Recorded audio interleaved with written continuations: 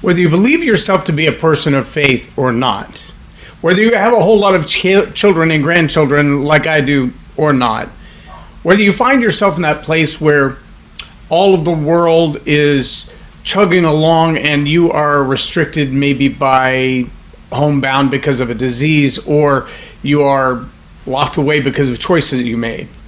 Freedom is important to you. And so those three elements, faith, family, and freedom, in my estimation, are among the largest of all of the pillars that hold up this concept we call leadership. And without those three pillars, leadership is pretty close to unnecessary. And without leadership, those three pillars are, well, pretty close to impossible. That's what I want to talk about today on Leading Leaders. Subscribe now for our extensive video library of leadership lessons promoting faith, family, and freedom. I'm J. Loren Norris with Leading Leaders Podcast, and as far back as I can remember in my life, faith, family, and freedom have been kind of the things that drive me to make the decisions that I make. People might say I'm not a religious person of themselves. I'm not a religious person. I don't go to church. I don't worship in a particular way. I don't belong to any organized religion. And yet I find that they still have, even those who would call themselves atheists or agnostics, they have this thing called faith.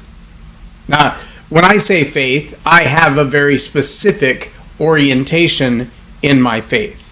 I am a believer in Jesus Christ. I believe that the Bible is the infallible Word of God. And I believe that as we study God's Word and we study in that particular form of religion, that particular form of faith, that we grow to know more and understand more, not only about the universe and its creator, but also about the people that are in it. Now, aside from my Christian faith, though, I have dear friends who are Muslims. I have dear friends who are Buddhist or Baha'i or even atheist and agnostic straight up.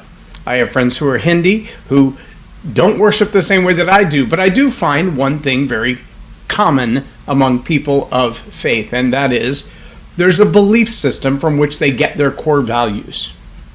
Now, you might say of yourself, I'm not a particularly religious person. Faith is not that big a deal to me. But let me ask you this. Are the things that you believe in, that you personally believe in, that cause you to make the decisions that you make?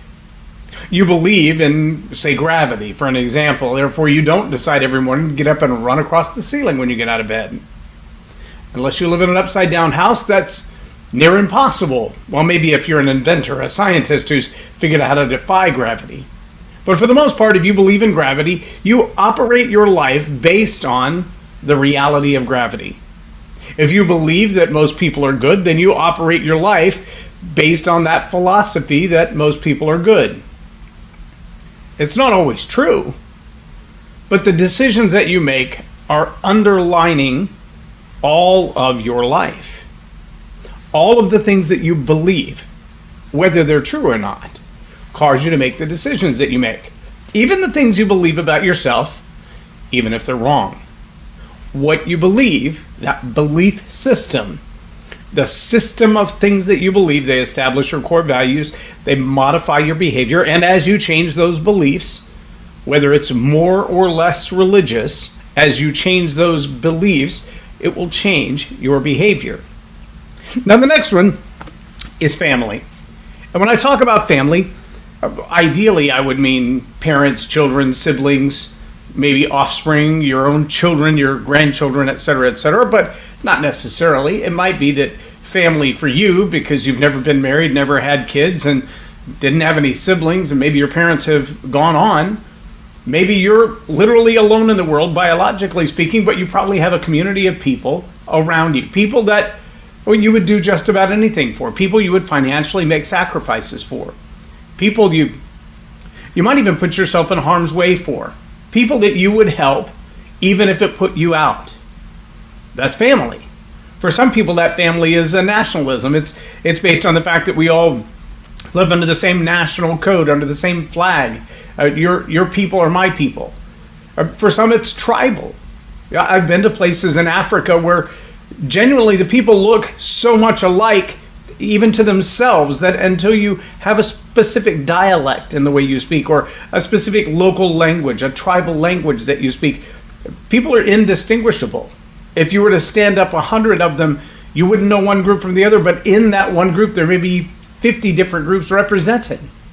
And that kind of tribalism, that kind of bonding, is a family orientation of bonding. It's we're together, they're not with us.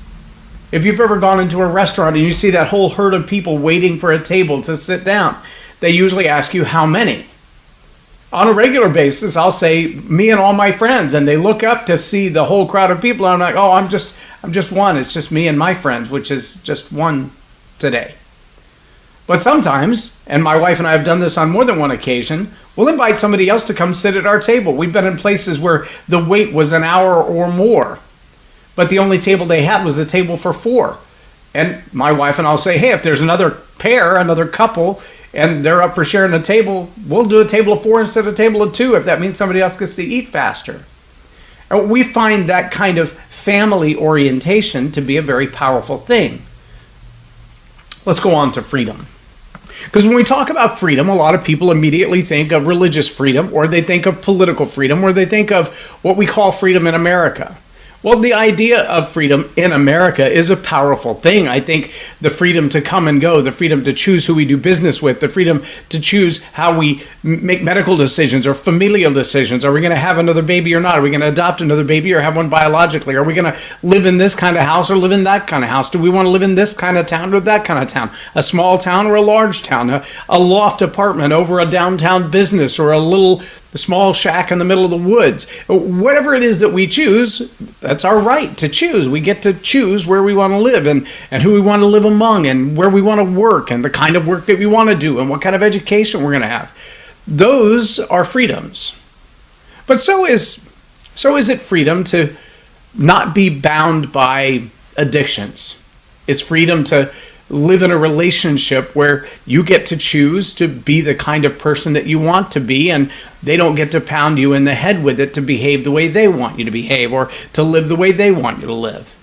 A lot of young people think of freedom as the day I turn 18, I get to make all the decisions in my own life. Nobody gets to tell me what to do. I'm a grown-up now. Yeah, try that until the IRS comes, or the person who's providing the shelter over your head, unless you own the house yourself. You don't have the freedom to do just anything you want to. There's going to be some limitations to that. You can't drive 100 miles an hour on a residential street without possibly getting a ticket or going to jail for reckless driving, or maybe even encountering an angry father whose child is riding their bicycle close by.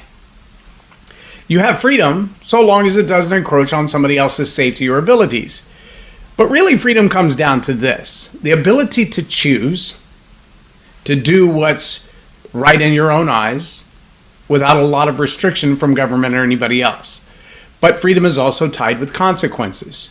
Individual liberties, freedom, and individual responsibilities, meaning if you made a bad choice, the world doesn't pay the consequences. Your choice, your consequences. Your decision, your penalty to pay. In the same way, though, if you made good choices and you have good decisions, the reward is not everybody's. The reward is yours. Individual responsibility, individual circumstances, individual outcomes. That's freedom. Now, what does all that have to do with leadership? I find that when it comes to leadership, if we use John Maxwell's definition, leadership is influence, nothing more and nothing less, then what we find is that my ability to decide what I want to believe, my ability to associate with who I want to associate with, my ability to make decisions about my life as to where I'm going to live and what I'm going to eat and how I'm going to go to work or what kind of work I'm going to do, those decisions are mine. Well, leaders make those kinds of decisions for themselves. Tyrants try to make those kinds of decisions for everybody else. A leader who loses sight of the fact that individual liberty and individual responsibility are inextricably tied together will find themselves behaving in a tyrannical way. Why? Because they have belief or faith that they can make better decisions for you. They will believe that you are part of this little family they have adopted or surrogated, and as such, you should do what they tell you to. Again, every freedom is a balance of individual rights and individual responsibilities. If someone employs you, they pay you to perform certain tasks, to accomplish things, whether that's on a contract or it's a salary. Whether they're paying you to do one project one time and you may never see them again, or they're paying you to be there 50, 60 hours a week. There's an agreement, individual responsibility. This is what I expect you to do if you want to get paid. Individual liberty says they're not going to force you to do that other than to say you're not going to get paid. It's a set of choices and relationship. But the leader who tries to force you to do above and beyond what you've agreed to do, above and beyond what you've been hired to do, paid to do, contracted to do, a leader who tries to control more of your life than they have genuine authority and responsibility for, well, that's not a leader, that's a tyrant. If you've ever worked in an environment where the manager feels like they can dictate what time you come to work, they should, especially if you're a W-2 employee, and what time you get off, as they should, that's fine. But if they can tell you also what time to go to the bathroom and what you should have for lunch and how much of it, well, now they're kind of overstepping their bounds. If they tell you what kind of attitude you should have with the customers, that's reasonable. To tell you what kind of attitude you should have at home, off limits, none of their business. Now we've gone from leadership to tyrant. A leader should influence. A leader should help you to make good decisions. A leader should put all of the proper options in front of you and let you make a decision. But a tyrant, a control freak, a manager who doesn't know their job as a leader, well, they want to control every aspect of your life. Not just what time you come to work and what time you go home, but what time you get home and what do you do when you get there? Who do you talk to? Who do you hang out with? Who do you associate with off time? But see, when we see some of the things going on in social media, we're actually seeing tyrants outside the concept of relationship who are trying to modify the behavior of people that they should have no say in their life. There are people who are losing access to social media because of the friends or family that they hang out with, because of the faith that they have. And again, I'm not talking about an organized religion. I'm talking about the system of things you believe, the core values that you hold that modify your behavior. There are certain social media companies right now today in 2022 who are making decisions for other people about who they should hang out with and what kinds of things they should believe to be true. That is a dangerous, slippery slope, because that's not leadership, that's control. And it doesn't lead toward freedom, it leads away from freedom. If I can't individually choose who my friends are, who my family are, who are the people that are most important in my life, if I can't independently choose who it is that I want to spend my time with and what it is that I want to believe as my own core value, then somebody is doing that for me. And if somebody's doing that for me, then that's not freedom, that's control. That doesn't make them leaders, that makes them tyrants.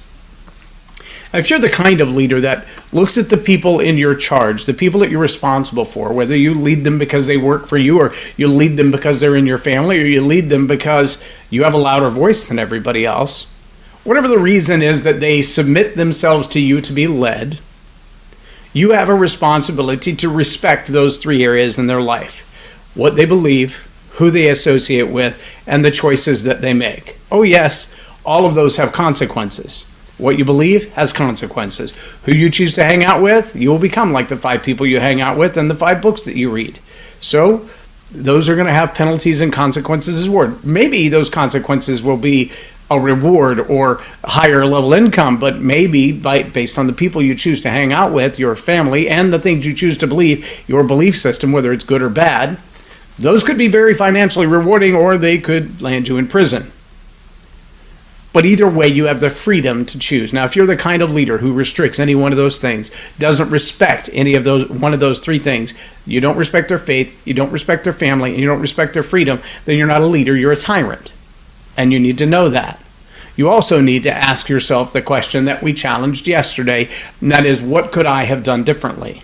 There's a real good chance, if you're having a hard time leading, influencing, directing the behavior of the people in your charge, there's a real good chance that what you could have done differently is allow them the liberty to have individual consequences for their individual choices, individual responsibilities, individual outcomes. You make a bad choice, you're going to pay the price for it. Maybe that is, you're no longer in my circle. Maybe that is, you no longer have a job. But if you're a leader and you haven't asked that question, what could I have done differently? And do I respect people's faith, family, and freedom? Then you're probably not leading well. You're probably being more of a tyrant, especially if you're trying to control all aspects of faith, family, and freedom. I truly believe of all the responsibilities of a leader, our number one responsibility is to protect those three things and allow people to live their lives within that realm on their own. I'm J. Lauren Norris with Leading Leaders Podcast, or Tell It Like It Is TV. Have a blessed day.